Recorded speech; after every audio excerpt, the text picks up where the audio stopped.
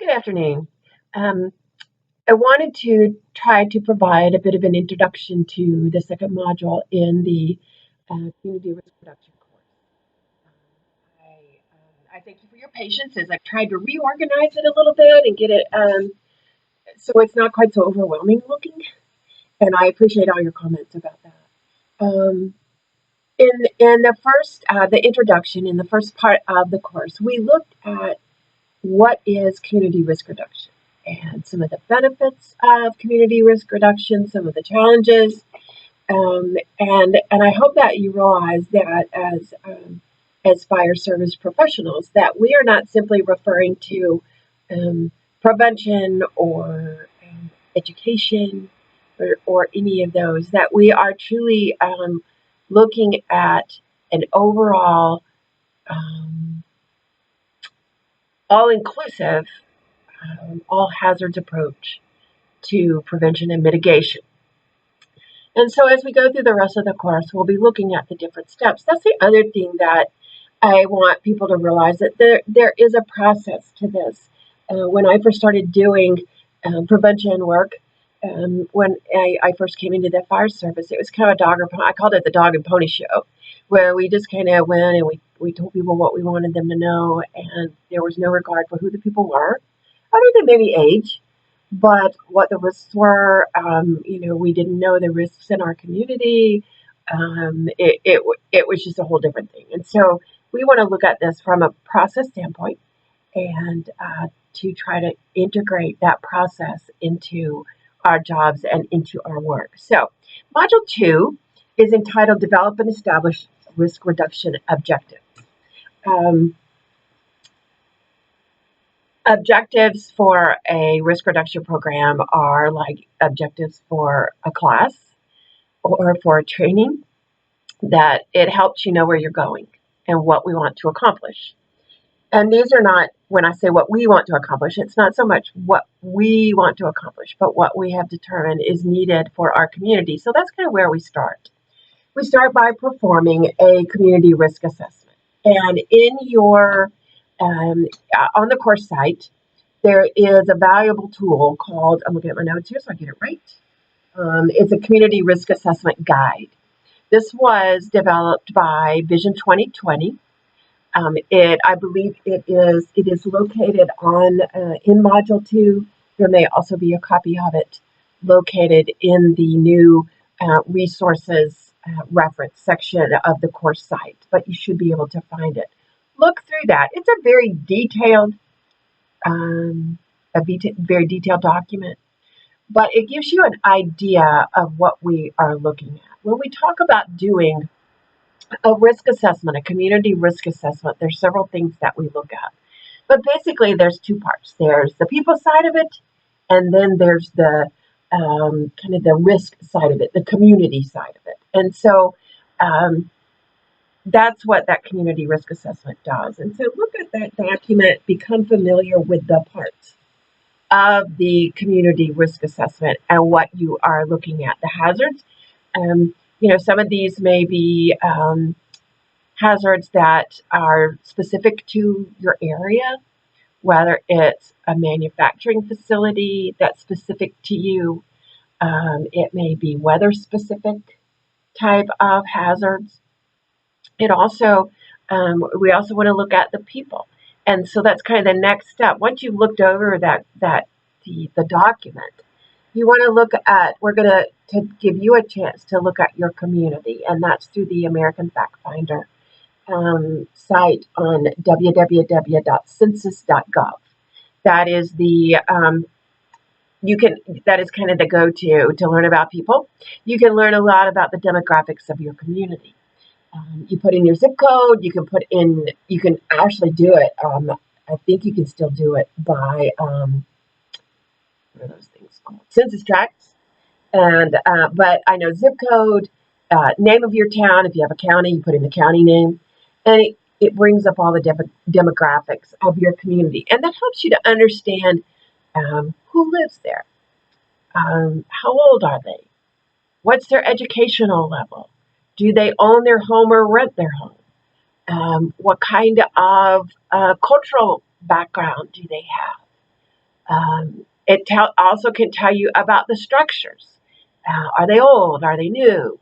How many apartments are there? How many people live in those apartments? Are there a lot of vacant buildings? So it kind of gives you an idea, the economics of the community. How many people live below poverty? So it gives you a great chance to find out about your community and develop that community profile. That is what I'm asking you to do for a writing assignment, I believe, in this section, is to, let me make sure, writing assignment. We want you to I want you to design your community risk assessment through the American Fact Finder, and tell me a little bit about your community. So once we have conducted that risk assessment, then it comes to defining an acceptable level of risk. And this is a hard thing to do because it's where um, you know, driving down the road is a risk, especially these days. But how much, it has to do with cost benefit. How much money are people willing to pay? Or how much change in lifestyle are people willing to accept to reduce the risk? And so it's not always about money. It's not always about an exchange like that, but there is an exchange. It may be an exchange in lifestyle. Think about different cultural groups that have different um, practices that may not be totally safe, that may use a lot of fire or something like that. Um, are they willing to sacrifice those to be safer? And so that's what we talk about, an acceptable level of risk. This is how it gets established in a community. And when you have a community that doesn't think they're at risk or doesn't believe the risk is real or that it's going to be a huge risk or that it's going to happen to them, it happens to other people, then it's hard to convince them that it is real and to get that acceptable level of risk up. So that's kind of the next step in this process of reaching our objectives. And so you assess the risk, you establish some priorities. There may be risks that we can't do anything about. That we can usually help people be more prepared, but there may be ones that within our area of responsibility. I think about communities where they want to have a sprinkler ordinance, a residential sprinkler. That was always kind of beyond my scope. That was above my pay grade, as they say. So that may be something that you think is important in reducing the number of structure fires, but it may not be within your ability to affect change in that area. And so when you establish your priorities, we have a very, we are going to look at some information that was provided by, sorry, somebody I think that's where, let me make sure. These are very informal videos and lectures, if you can't tell. Yes.